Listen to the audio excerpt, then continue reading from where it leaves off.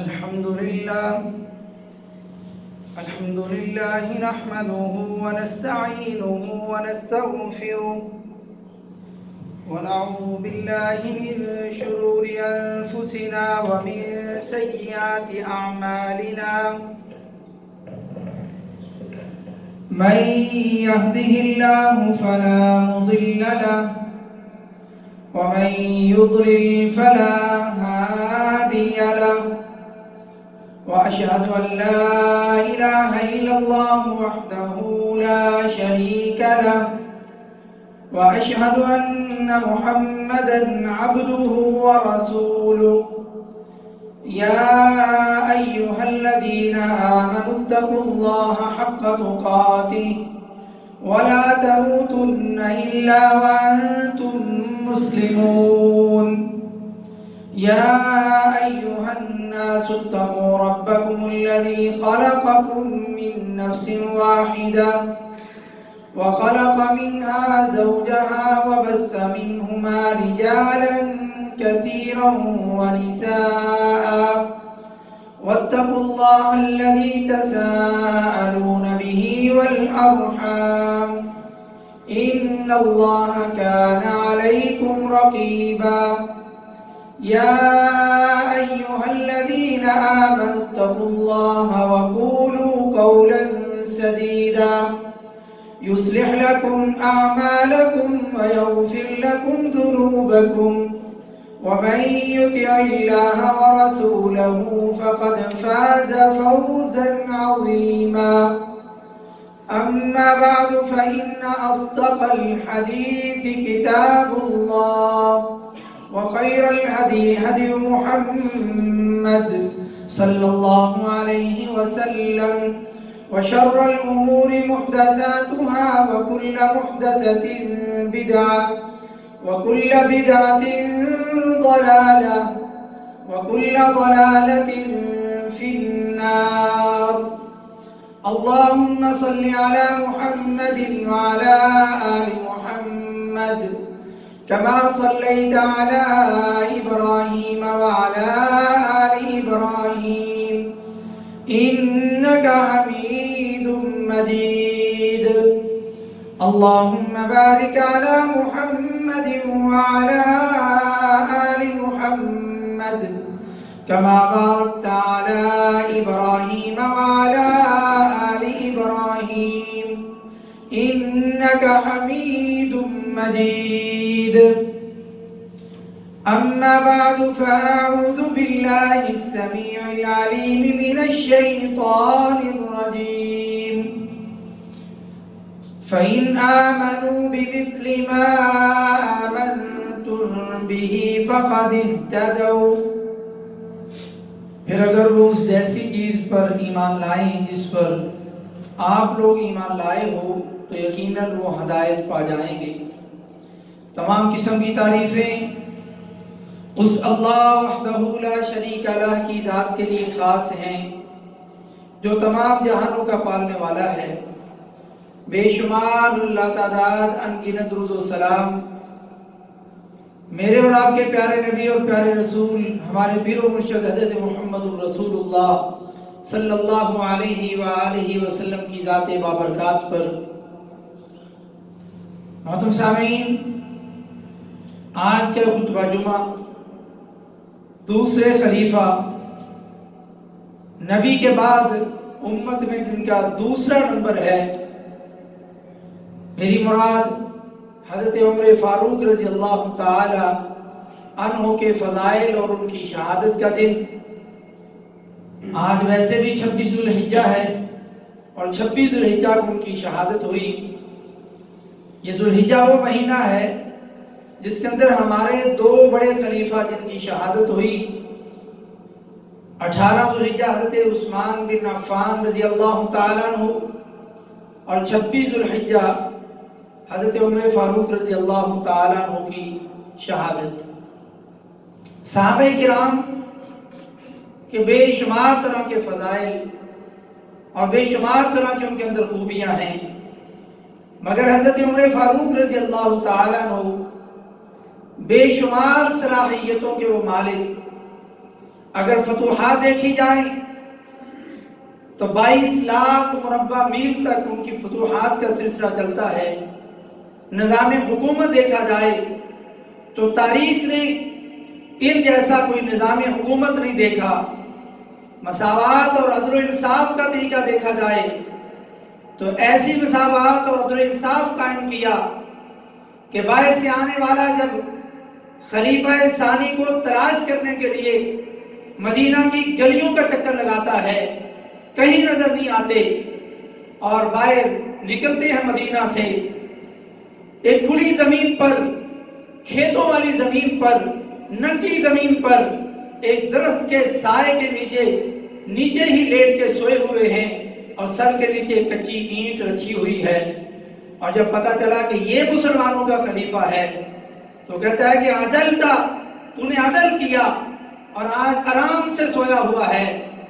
آج ہمارے یہاں کی طرح تجھے پروٹوکول کی ضرورت نہیں جو 1400 سال بعد دنیا کے ملکوں کے اندر لوگوں کی ضرورت پڑے گی کہ کسی وزیر مشیر نے جانا ہے تو 50 گاڑیاں آگے پیچھے ہیں، پروٹوکول اور جان کے لالے پڑے ہوئے ہیں کہ پتہ نہیں کب مارے جائیں۔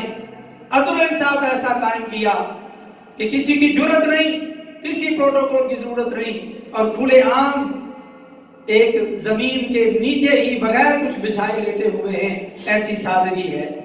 اور اگر مذہبی رواداری دیکھی جائے، ان کی روحانیت دیکھی جائے تو ان کی سادگی اور زہد کا ایک طریقہ بھی ان کے سونے کا آپ سن چکے ہیں، اور ان کی بصیرت، ان کی سادگی وہ بھی کمال کی ہے۔ اگر ان پہلوؤں پر بات کی جائے تو ان کے باقی فضائل وہ رہ جائیں گے۔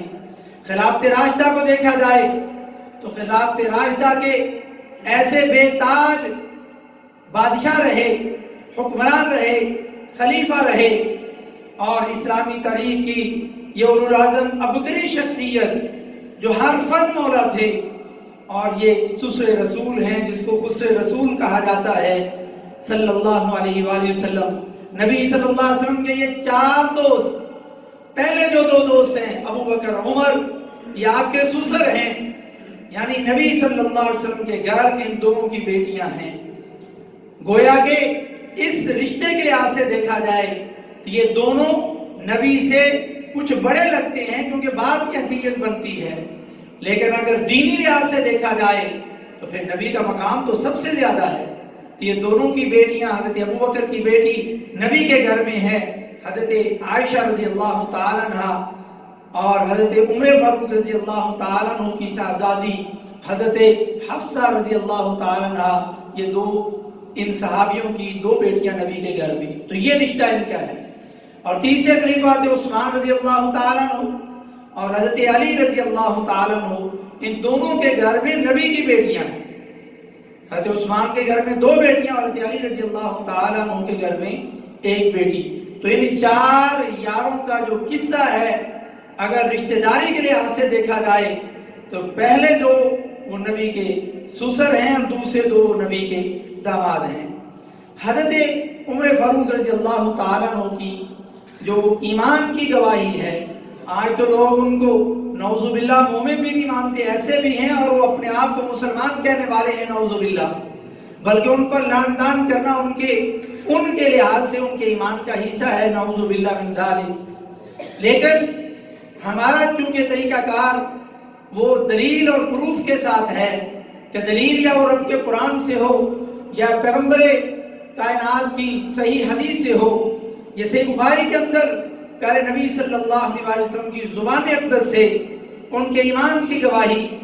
ایک بار حضرت عمر فاروق رضی اللہ تعالیٰ عنہ نبی مکرم صلی اللہ علیہ وسلم کے ساتھ چلتے جا رہے ہیں، اور آپ نے پیارے نبی صلی اللہ علیہ وسلم کا ہاتھ مبارک پکڑا ہوا ہے، تو عرض کی حضرت عمر فاروق رضی اللہ تعالیٰ عنہ نے نبی صلی اللہ علیہ وسلم کو مخاطب کر کے کہ اللہ کے نبی صلی اللہ علیہ وسلم مجھے آپ سے بڑی محبت ہے، بے شمار طرح کی مجھے آپ سے محبت ہے، سب سے زیادہ محبت ہے، لیکن اپنی جان سے زیادہ نہیں۔ باقی ہر چیز، بیوی، بچے، مال، جان، کاروبار، شہرت، جو کچھ ہے، یہ سب کچھ سے زیادہ میں آپ سے محبت کرتا ہوں، مگر مجھے اپنی جان آپ سے بھی پیاری وہ نہیں۔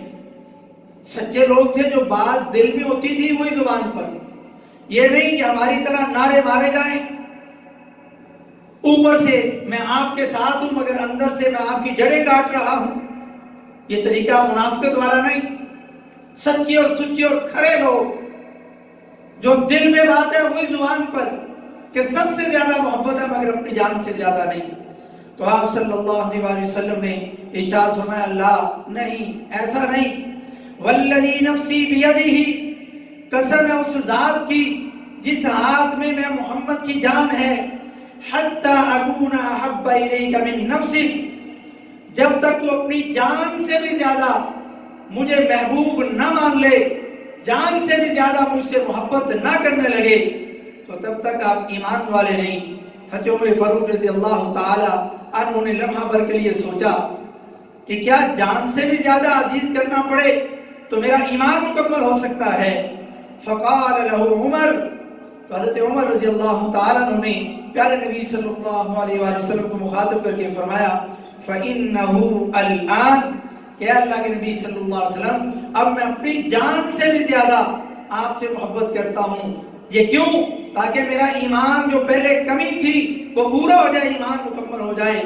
وَاللَّهِ أَنْتَ أَحَبُّ إِلَيَّ مِن نَفْسِي، اللہ کی قسم اے اللہ کے نبی صلی اللہ علیہ وسلم آپ مجھے اپنی میری جان سے بھی زیادہ عزیز ہیں۔ فقال النبی صلی اللہ علیہ وسلم الآن یا عمر، کہ عمر اب تم یعنی پکے ایماندار ہوئے ہو، مکمل ایماندار ہوئے ہو، کامل ایمان والے ہوئے ہو، یعنی اب تمہارا یہ جو ہے ہر چیز سے اپنی جان سے بھی زیادہ محبت کرنا، یہ تیرے مکمل ایمان کی گواہی ہے۔ تو یہ صحیح بخاری کے اندر آج کیا ہمارا بھی ایمان ایسا ہے؟ کیا میں اور آپ اندازہ کریں، اپنے آپ سے پوچھیں، ذرا جج کریں کہ نبی کے مقابلے میں ہمیں کن کن چیزوں سے زیادہ محبت ہے؟ یا ہم ایمان مکمل والے ہیں؟ اپنے دل سے پوچھیں، کیا مجھے نبی سے زیادہ اپنا کاروبار محبوب ہے؟ کیا مجھے نبی سے زیادہ اپنی بیوی محبوب ہے؟ کیا نبی سے زیادہ مجھے اپنا ہسبینڈ، اپنا شوہر محبوب ہے؟ نبی سے زیادہ مجھے اپنی اولاد محبوب ہے؟ نبی سے زیادہ مجھے دنیا کی چیزوں سے محبت ہے؟ نبی سے زیادہ مجھے اپنا محبوب عزیز ہے؟ یہ میں اور آپ اپنے دل سے، جو اللہ نے دل کے اندر تھرمامیٹر لگایا ہے، اسے چیک کریں اپنے ایمان کی حرارت کو، کہ وہ نبی سے کتنی محبت کرتا ہے، یا کوئی اور چیزیں ہیں جو نبی سے زیادہ محبت کرنے والی ہمارے دلوں کے اندر موجود ہیں۔ تو ہمیں اپنے ایمان کا اندازہ ہو جائے گا کہ وہ کس قدر ہمارے اندر ہے یا نہیں ہے۔ پیارے نبی صلی اللہ علیہ وآلہ وسلم کی محبت یہ بھی عام چیز نہیں، یہ ایک مومن کے اعمال میں، بڑے اعمال میں بہت بڑا عمل ہے۔ مگر ہم نے تو پاکستان کی دیواریں کالی کر رکھی ہیں لکھ لکھ کے کہ غلامی رسول میں موت بھی قبول ہے۔ غلام ہونے کا مطلب کیا ہے؟ نوکر۔ کیا نبی میں آپ کا نوکر ہوں، آپ کی نوکری کرتے میری جان بھی چلی جائے تو میں سی نہ کروں؟ لیکن بھائی ہم 5 وقت کی نماز پڑھنی ہے، یہ نبی نے فرمایا میری آنکھوں کی ٹھنڈک ہے۔ لیکن نہیں جی میں جان تو دے سکتا ہوں مگر مسجد میں نہیں جا سکتا، یہ غلامی ہے۔ تو پھر اس غلامی پر افسوس ہی کیا جا سکتا ہے، دیواروں پر لکھنے سے، بینر لگا لینے سے۔ یہ ایسی غلامی اللہ کے قابل منظور نہیں۔ وہ نبی جس نے کبھی کسی کو بد دعا نہیں دی، مگر غزوہ خندق کے موقع پر جب آپ کی نمازیں لیٹ ہوئیں تو آپ نے ان حملہ کرنے والوں کے لیے بد دعا فرمائی۔ عام طور پر آپ کا بد دعا دینے کا طریقہ نہیں تھا، لیکن آپ نے کئی جگہوں پر بد دعائیں کی ہیں، لیکن یہاں نماز لیٹ ہونے کی وجہ سے بد دعا فرمائی۔ اور ایک مومن بندہ کیسے نماز سے پیچھے رہ سکتا ہے؟ کبھی کبھی کوتاہی ہو سکتی ہے، نیند کا غلبہ ہو سکتا ہے، سفر ہے تو اس کی الگ اجازت دی گئی ہے، لیکن آپ آرام سے بیٹھے، اذان ہو گئی، کوئی کام نہیں، دکان ہے بند نہیں کر سکتے۔ آپ کی دکان کیا طواف کعبہ سے زیادہ ضروری ہے؟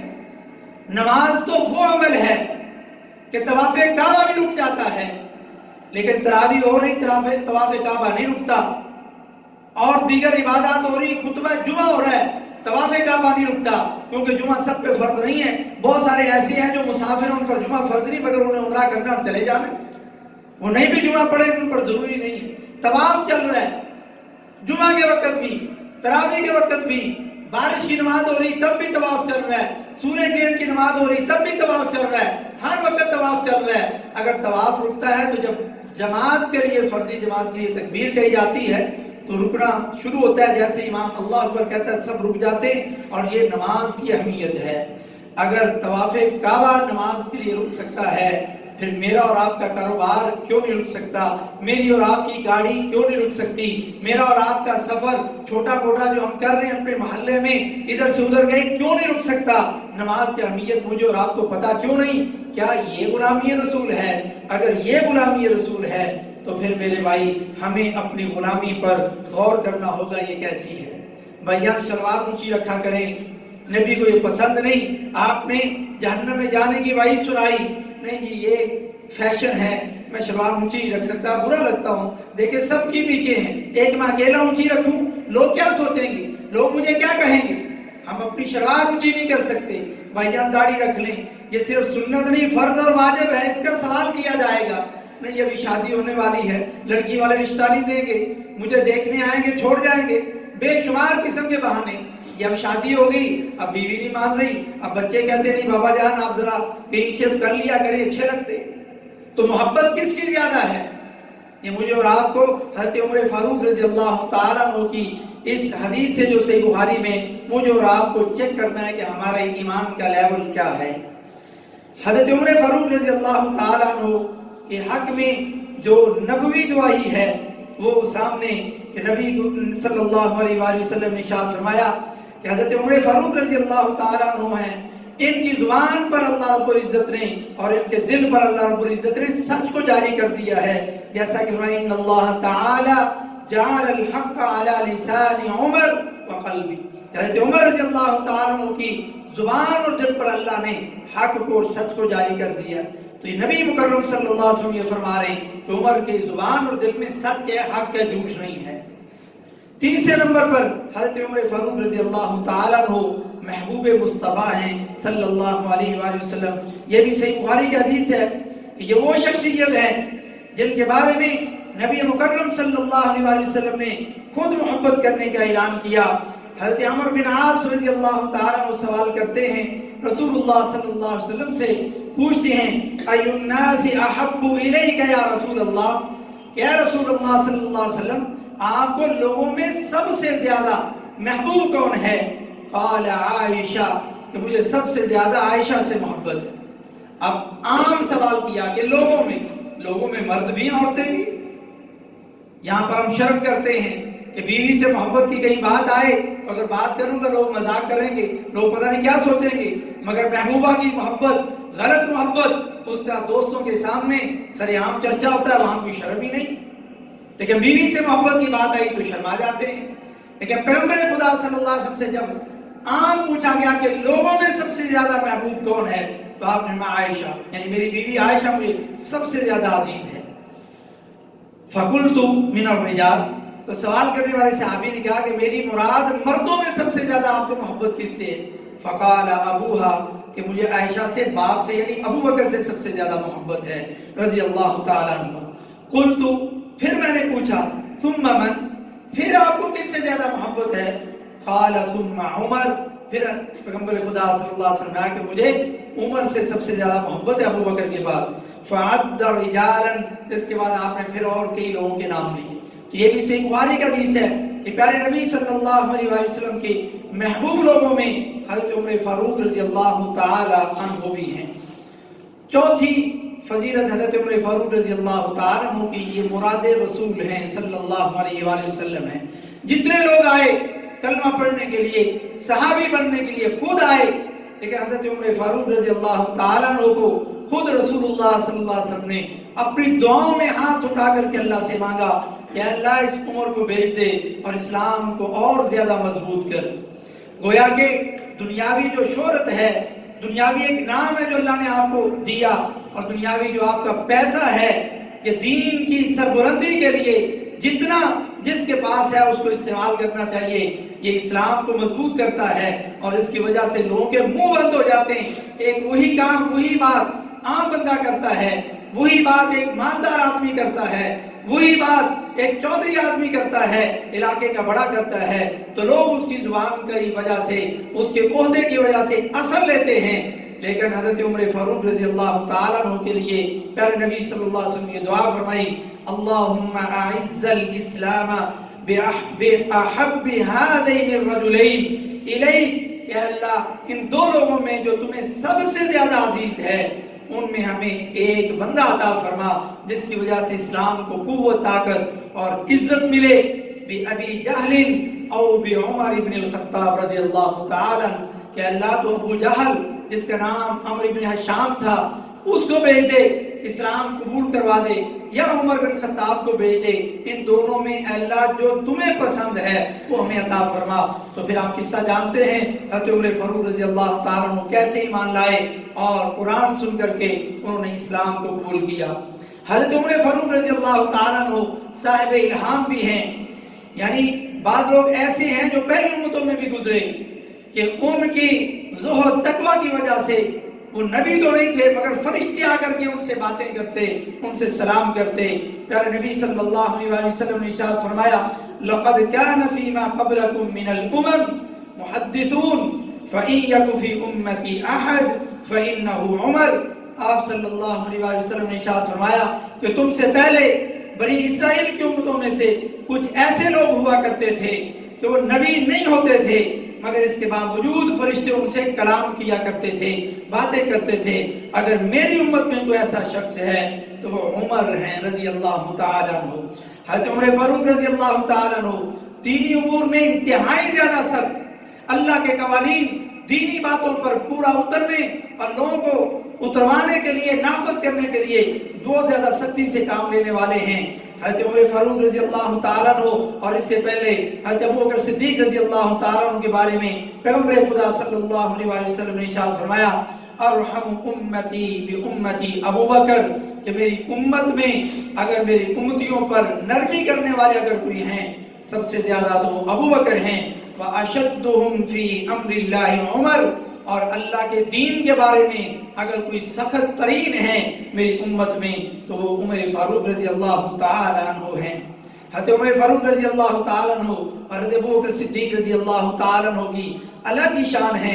حضرت علی رضی اللہ تعالیٰ عنہ شیر خدا رضی اللہ تعالیٰ عنہ فرماتے ہیں کہ ایک دن میں نبی مکرم صلی اللہ علیہ وسلم کے پاس تھا اور ہمارے درمیان کوئی تیسرا نہیں تھا، ہم دونوں تھے، میں اور نبی صلی اللہ علیہ وسلم، اور وہاں پر حضرت ابوبکر اور عمر رضی اللہ تعالیٰ عنہ گزرے اور ان پر نظر پڑی تو آپ صلی اللہ علیہ وسلم نے حضرت علی رضی اللہ تعالیٰ عنہ کو مخاطب کر کے فرمایا، یہ ترمذی کی صحیح حدیث ہے، ھذان سیدا کہول اہل الجنہ من الاولین والآخرین الا النبیین والمرسلین، کہ یہ جو دو شخص ہیں ابوبکر اور عمر، یہ دنیا اور آخرت میں جتنے جنتی لوگ ہوں گے، عمر رسیدہ حضرت آدم سے لے کر کے قیامت تک آنے والے جتنے عمر رسیدہ ہوں گے، ان عمر رسیدہ لوگوں کے جنت کے اندر یہ دونوں سردار ہوں گے۔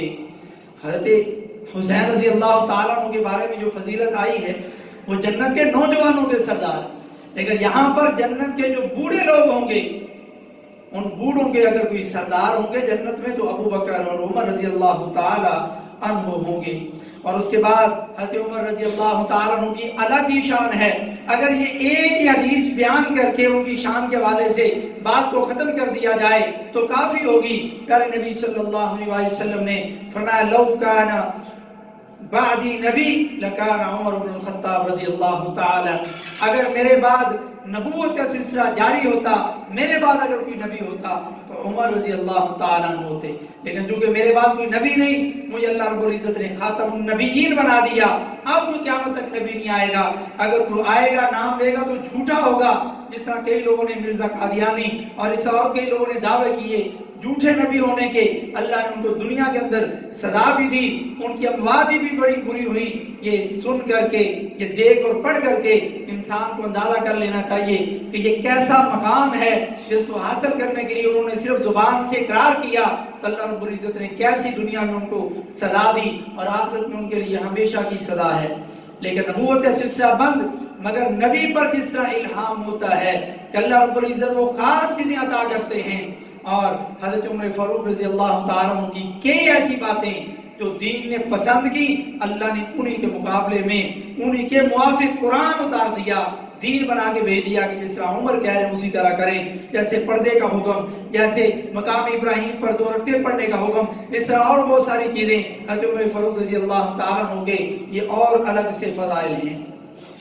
حضرت عمر فاروق رضی اللہ تعالیٰ عنہ کی ایک اور الگ سے شان ہے کہ ان کی زندگی میں بھی پتہ چلا اور ان کے بعد بھی پتہ چلا اور ہم نے اپنی آنکھوں سے بھی دیکھا، جس طرح کہ پیارے نبی صلی اللہ علیہ وسلم نے ارشاد فرمایا ایہن یا ابن الخطاب والذی نفسی بیدی ما لقیک الشیطان سالکا فجا قط الا سلک فجا غیر فجک، یا عمر رضی اللہ تعالیٰ عنہ، اے خطاب کے بیٹے، جس راستے سے تو چلتا ہے شیطان وہ راستہ چھوڑ دیتا ہے، اپنا راستہ بدل لیتا ہے۔ یعنی شیطان جو لوگوں کو گمراہ کرنے کے لیے آتا، ایک اس کی انسان کے ساتھ دشمنی ہے، انسان کے خلاف وہ سارے کام کرتا ہے، انسان کے ساتھ وہ مقابلہ بازی کرتا ہے، اور یہ مقابلہ بھی کیسا اللہ رب العزت نے رکھا ہے، اگر اس کے پیچھے چل کر کے اگر ہم شیطان والے کاموں پر لگ گئے تو اللہ رب العزت سزا کے طور پر جہنم میں بھیج دے گا۔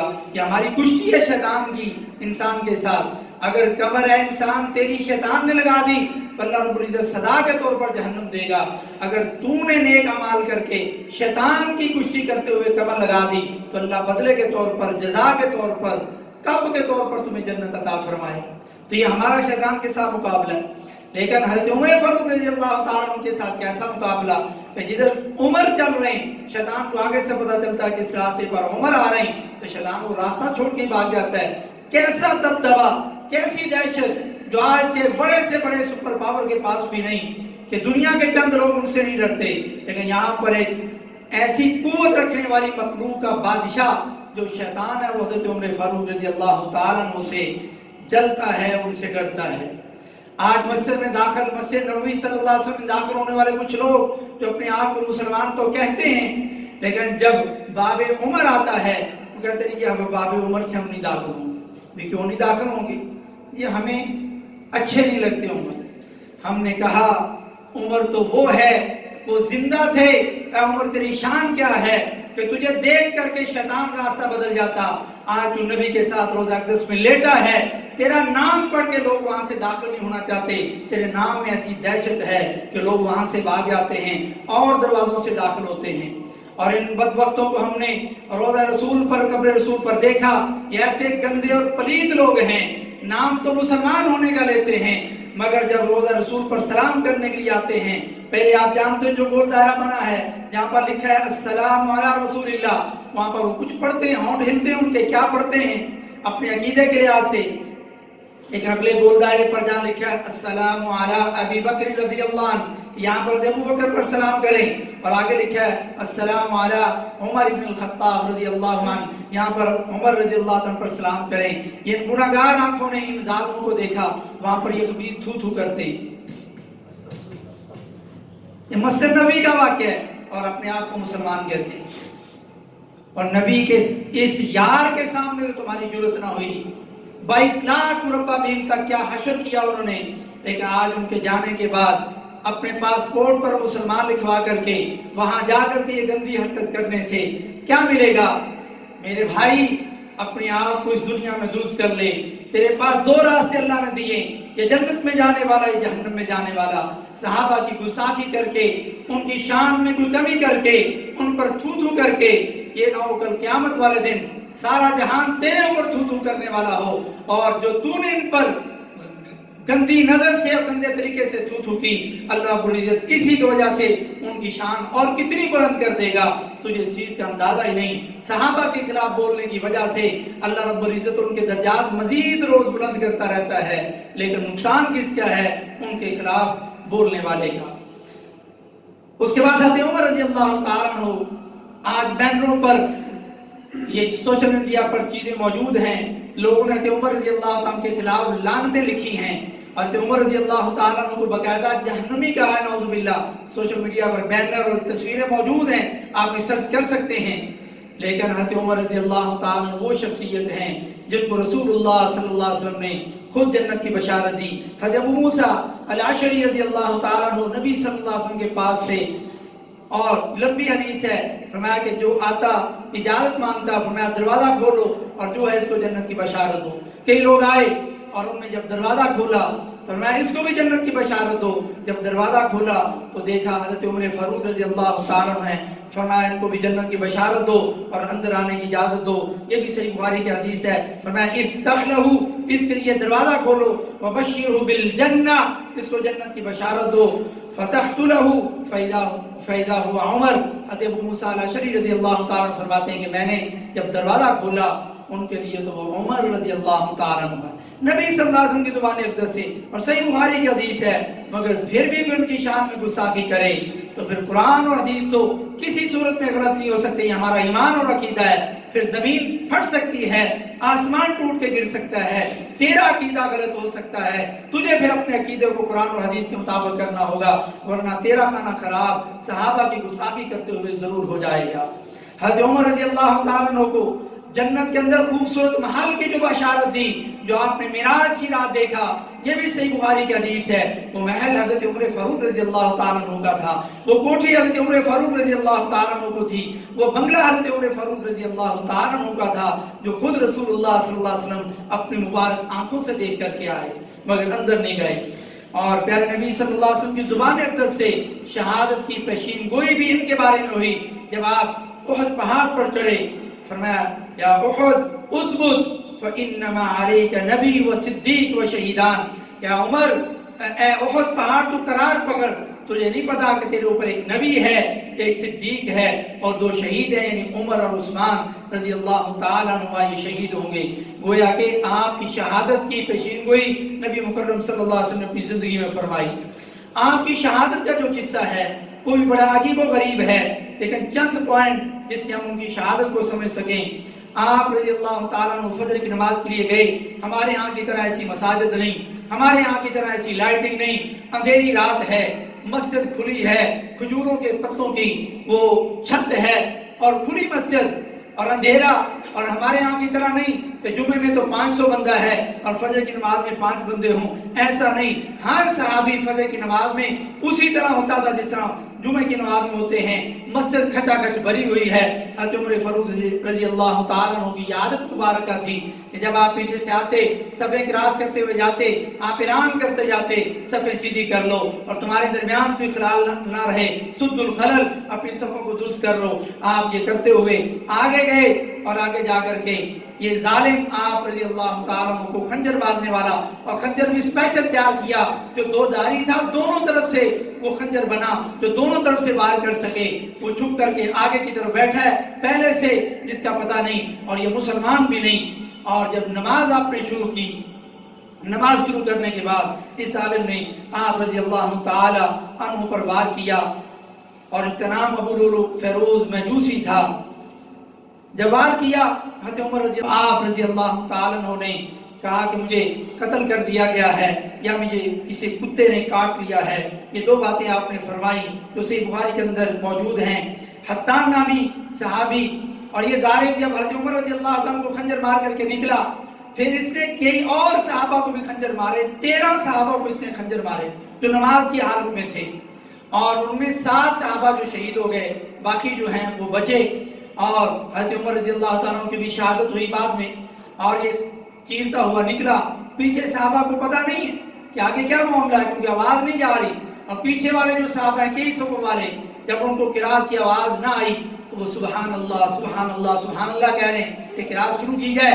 حضرت عمر فاروق رضی اللہ تعالیٰ عنہ نے کیونکہ خنجر لگنے کی وجہ سے یہ امامت والی نیت سے باہر آ گئے، انہوں نے پھر ایک صحابی کو آگے کیا، انہوں نے نماز کو پڑھایا اور بڑی مختصر انہوں نے نماز کی. اور کچھ صحابہ نے جو آگے والے تھے، انہوں نے جب اس کو حتان نامی یہ جو تھے، انہوں نے جا کر کے گھراؤ کیا اور اپنی چادر جلدی سے اس پر ڈالی اور اس کو پکڑ لیا. جب اس کو اندازہ ہوا کہ میں تو پکڑا جاؤں گا، اس نے اپنے خنجر سے اپنا گلا کاٹا اور اپنے آپ کو موت کے گھاٹ میں اتار لیا اور جہنم رسید ہو گیا. حضرت عمر فاروق رضی اللہ تعالیٰ عنہ جب گھر پہنچے، گھر لے جایا گیا نماز کے بعد، اور آپ کو کھجور کا پانی پیش کیا گیا. جیسے آپ نے پانی پیا وہ پیٹ کے راستے سے باہر نکل گیا. صحابہ کو یقین ہو گیا کہ آپ کی شہادت اور آپ کا دنیا سے اب چلے جانا یہ یقینی ہے، کیونکہ پیٹ کا سارا معاملہ درم برم ہو چکا ہے. حضرت عمر فاروق رضی اللہ تعالیٰ عنہ نے پوچھا حضرت عبداللہ بن عباس رضی اللہ تعالیٰ سے ذرا پتہ کریں کہ کون شخص ہے جس نے مجھ پر وار کیا. پتہ کرنے کے بعد جب گئے انہوں نے چھان بین کی، پتہ کیا کہ یہ مغیرہ بن شعبہ رضی اللہ تعالیٰ عنہ کا یہ مجوسی غلام ہے ابو لولو فیروز، اس نے حملہ کیا ہے. تو آپ رضی اللہ تعالیٰ عنہ نے الحمدللہ پڑھا. اور الحمدللہ آپ رضی اللہ تعالیٰ عنہ نے کیوں پڑھا؟ اس لیے پڑھا کہ آپ کو یہ خوشی ہوئی کہ میں کسی مسلمانوں کے ہاتھیں نہیں مارا گیا. آپ رضی اللہ تعالیٰ عنہ فرمایا الحمدللہ الذی لم یجعل میتتی بید رجل یدعی الاسلام. اللہ تیرا شکر ہے میں کسی ایسے آدمی کے ہاتھ سے میری شہادت نہیں ہوئی جو مسلمان نہیں تھا.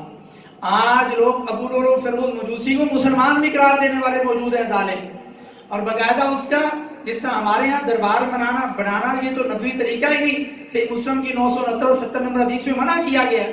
لیکن چونکہ ہمارے ہاں ولیوں کے دربار لوگ بناتے ہیں، اس ظالم کا دربار بنایا ہوا ہے جہاں پر لوگ وہ سارے کام کرتے ہیں جس سے ہمارے ہاں درباروں پہ ہوتے ہیں. گویا کہ اس کو مسلمان ڈکلیئر کیا جاتا ہے اور اس کو ایک بہت بڑا ولی اور متقی شمار کیا جاتا ہے، جبکہ حضرت عمر فاروق رضی اللہ تعالیٰ عنہ اللہ کا شکر ادا کر رہے ہیں کہ اللہ شکر ہے کہ تو نے مجھے کسی مسلمانوں کے ہاتھ میرا جسم زخمی نہیں کروایا اور مجھے شہادت نہیں دی، بلکہ ایک کافر کے ہاتھوں مجھے تو شہادت دے رہا ہے، اس چیز کی مجھے خوشی. تو حضرت عمر تو ڈکلیئر کر کے جا رہے ہیں کہ بندہ وہ کافر ہے، اور ادھر ہی اس نے اپنے آپ کو خنجر مارا. دوبارہ کلمہ پڑھنے کی نوبت بھی نہیں آئی کہ اس نے توبہ کر لی ہو یا کلمہ پڑھ لیا ہو، مگر آج اس کے ساتھ کیا کچھ کیا جاتا ہے. مسلمانوں کے ولیوں سے بھی زیادہ اس کو اہمیت دی جاتی ہے، نعوذ باللہ من ذالک. آج جو لوگ انگوٹھی پہنتے ہیں، انگوٹھی کے اندر نگ پہنتے فیروزہ، یہ کہاں سے؟ اسی سے. یہی عقیدہ ہے ان کا. جو آپ کے خلیفہ ثانی کو شہید کرنے والا مجوسی ظالم ہو، آپ اس کے نام کا فروزہ پہنے تو آپ کے ایمان کی گارنٹی کون دے گا؟ آپ کا ایمان کہاں گیا؟ آپ کی صحابہ سے محبت کہاں گئی؟ آپ کی غیرت کہاں گئی؟ کیا آپ کو اپنی تاریخ کا نہیں پتا؟ جھوٹ کو ایسا جھوٹ بنایا کہ آپ ایک مجوسی کو عالم اور متقی اور پتہ نہیں ولی ڈکلیئر کر رہے ہیں اور اسی کے نام کیا فروزے پہن رہے ہیں. جی میں نے فلاں قسم کا فروزہ پہننے سے تکلیفیں دور ہوتی ہیں. نعوذ باللہ من ذالک. کیسا مسلمان ہے جس کو نہ اپنے قرآن کا پتہ، نہ اپنی حدیث کا پتہ، نہ اپنی تاریخ کا پتہ، نہ آپ کو یہ پتہ کہ آپ کے اتنے بڑے صحابہ کرام کو شہید کرنے والے ظالم جو تھے وہ کافر تھے اور ان کی گندی حیثیت کیا تھی. تم نے ان کو اسلام اور ولی ہونے کا ایک دعویٰ کر دیا. تو یہ وہ ظالم جب عمر فاروق رضی اللہ تعالیٰ کو یہ بات پتہ چلی تو الحمدللہ کہا، اور آپ نے فرمایا کہ میں نے تو اسے اچھی بات کی تھی، نیکی والی بات کہی تھی، لیکن اس نے کسی اور طریقے سے بدلا لیا. بات کیا کہی تھی؟ یہ شکایت لے کر کے آیا تھا صحابی کے بارے میں، اپنے آقا کے بارے میں. تو حضرت عمر فاروق رضی اللہ تعالیٰ عنہ نے فرمایا کہ اللہ سے ڈرو اور اپنے آقا کے ساتھ حسن سلوک سے پیش آؤ. اور اس کی شکایت تھی ٹیکس کے حوالے سے. تو حضرت عمر فاروق رضی اللہ تعالیٰ نے فرمایا کہ اس میں کچھ نہیں کر سکتا، یہ آقا اور غلام کے درمیان میں جو چیز طے پائے وہ دو ہی فیصلہ کر سکتے ہیں، کوئی تیسرا نہیں. تو میں نے تو تمہیں اچھی وصیت کی جو دین کی تھی کہ اللہ سے ڈرو، جو تمہارے آقا اور آپ کے درمیان میں چیز طے پائی ہے اس کو پورا کرو اور تاکہ تمہارا کوئی نقصان نہ ہو، لیکن تو نے یہ بدلا لیا. حضرت عمر فاروق رضی اللہ تعالیٰ عنہ جب یہ حالت ہوئی تو اپنے بیٹے حضرت عبداللہ بن عمر رضی اللہ تعالیٰ عنہ کو بھیجا کہ جاؤ مومنوں کی ماں حضرت عائشہ رضی اللہ تعالیٰ عنہ کے پاس جائیں، ان کے حجرے میں ان سے پوچھ کے آئیں کہ عمر جو کچھ دیر میں جب اللہ کو منظور ہوا دنیا سے جانے والا ہے، جب میری وفات ہو جائے تو کیا نبی کے پہلو میں حجرہ عائشہ کے اندر مجھے دفن ہونے کی اجازت مل سکتی ہے؟ حضرت عبداللہ بن عمر رضی اللہ تعالیٰ عنہ گئے، دروازہ نو کیا، بتا چلتے جب اجازت میری اندر گئے تو دیکھا حضرت عائشہ رضی اللہ تعالیٰ عنہ حضرت عمر رضی اللہ تعالیٰ عنہ کی اس خنجر والی حالت کو سن کر کے جب خبر پتہ چلی تو زاروں کی تار ہو رہی تھی آپ کی جانے کی جدائی میں. حضرت عبداللہ بن عمر نے جب یہ کہا کہ میرے بابا نے یہ بھیجا ہے کہ اجازت طلب کر کے آؤں کہ کیا مجھے یہاں دفن کرنے کی اجازت ہے، تو حضرت عائشہ رضی اللہ تعالیٰ عنہ فرمانے لگی کہ جگہ تو میں نے اپنے لیے رکھی تھی کہ جب میری وفات ہو میں اپنے شوہر اور اپنے والد کے ساتھ یہاں دفن ہوں، لیکن عمر کا تو پیغام لے کے آیا ہے تو میں اپنی یہ جگہ ان پر قربان کرتی ہوں. ان کو دیتی ہوں جو اپنے بابا سے کہو کہ وہ یہاں دفن ہو سکتے ہیں۔ حضرت عبداللہ بن عمر رضی اللہ عنہ جب گئے، جا کر کے خوشخبری سنائی، حضرت عمر رضی اللہ عنہ خوش ہوئے، لیکن یہ کیسے لوگ تھے، اللہ کا ڈر کیسا تھا۔ فرمانے لگے بیٹا جب میری وفات ہو جائے، میرا جنازہ پڑھا جائے، میری میت کو حضرت عائشہ کے حجرے پر لے کے جانا، دفنانا نہیں، جا کر کے دوبارہ عرض کرنا کہ تب وہ امیر المومنین تھا، شاید آپ نے اجازت اس لیے دی ہو کہ عمر امیر المومنین ہے، اس کی زندگی کی وجہ سے کوئی ڈر کوئی شبہ ایسا ہو کہ آپ نے اس وجہ سے اجازت دی ہو، لیکن اب تو وہ دنیا سے وفات پا چکے ہیں۔ انہوں نے کہا تھا کہ اگر اب اجازت دیں تو پھر دفن کرنا، نہیں تو عام مسلمانوں کی قبرستان میں دفن کر دینا۔ حضرت عبداللہ بن عمر رضی اللہ عنہ جنازہ کے بعد ان کی چارپائی کو حجرہ عائشہ کے پاس لے کر کے گئے، پھر اجازت طلب کی اور فرمایا کہ میرے بابا جان نے کہا تھا کہ جنازے کے بعد جانا، دوبارہ اجازت طلب کرنا۔ حضرت عائشہ رضی اللہ عنہ فرماتی کہ میں نے یہ جگہ ان کے لیے وقف کر دی، لہذا آپ دفن کر سکتے ہیں۔ حضرت عمر رضی اللہ تعالیٰ عنہ نے آپ کے اوپر جو قرض تھا وہ بھی وفات سے پہلے ڈیوٹی لگائی کہ میرا یہ قرض اس طریقے سے ادا کیا جائے، اور پھر حضرت عمر رضی اللہ تعالیٰ عنہ اسی حجرہ عائشہ کے اندر دفن ہوئے۔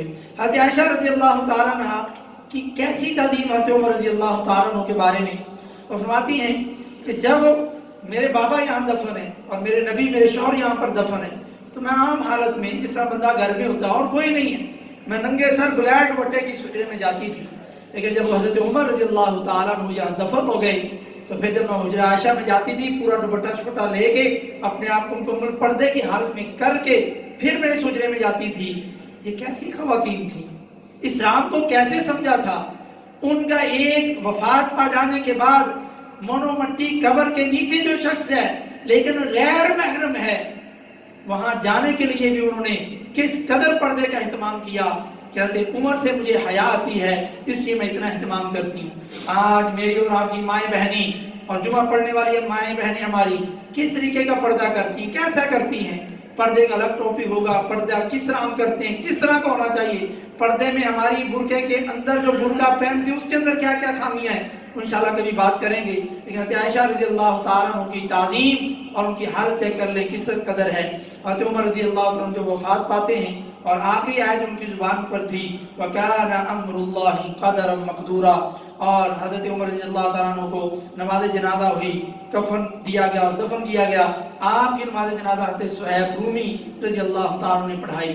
ہمارے یہاں مشہور ہے کہ شاید یہ روم سے تھے، حضرت صہیب رضی اللہ تعالیٰ عنہ روم سے نہیں ہیں، یہ عربی صحابی ہیں، وہاں کے ہی ہیں، لیکن بچپن میں انہوں نے رومی زبان سیکھ لی تھی جس کی وجہ سے یہ رومی مشہور ہوئے۔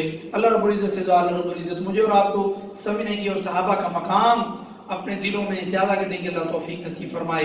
وما توفیقی الا باللہ۔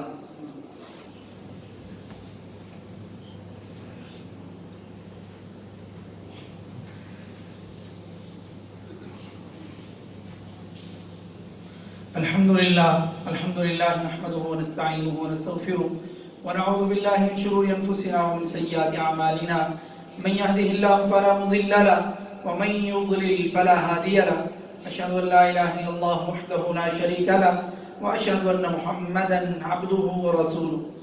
دو باتیں ہیں دو صحابہ کے حوالے سے، ایک حضرت حذیفہ رضی اللہ تعالیٰ عنہ فرماتے ہیں کہ حضرت عمر رضی اللہ تعالیٰ عنہ کا جو دور خلافت ہے اس میں اسلام کی مثال اس سپاہی کی طرح ہے جو آگے بڑھتا چلا جاتا ہے پھر بڑھتا ہی چلا جاتا ہے۔ گویا کہ جب حضرت عمر فاروق رضی اللہ تعالیٰ عنہ خلیفہ تھے اسلام پھیلتا ہی گیا، آگے بڑھتا ہی گیا، اور جب حضرت عمر رضی اللہ تعالیٰ عنہ شہید ہو گئے تو اسلام کی مثال اس سپاہی کی طرح ہے جو پیچھے ہٹتا ہے پھر پیچھے ہی ہٹتا چلا جاتا ہے۔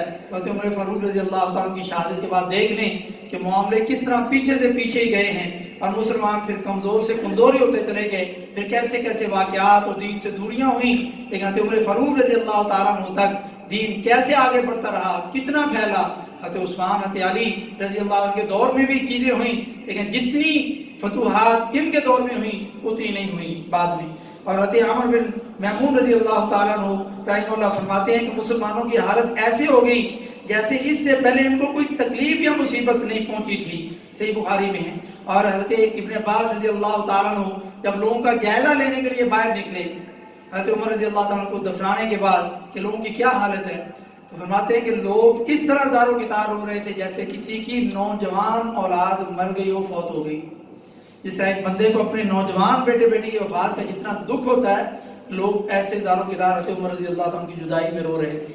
اللہ رب العزت مجھے اور آپ کو صحابہ کا مقام سمجھنے کی، اور کوئی بھی شخص وہ جتنا مرضی بڑا عالم کیوں نہ ہو، اگر وہ صحابہ کے بارے میں کسی ادنا سے صحابی کے بارے میں بھی کوئی ایسی بات کرتا ہے جس سے صحابہ کی گستاخی کی بو آ رہی، تو اللہ کی قسم ایسی عالم، ایسے اسکالر، ایسے سوشل میڈیا پہ آنے والے اس شخص سے بچ جائیں، اس کو رکنے سے بچ جائیں، کیا وہ جتنے مرضی حوالے دیتا رہے.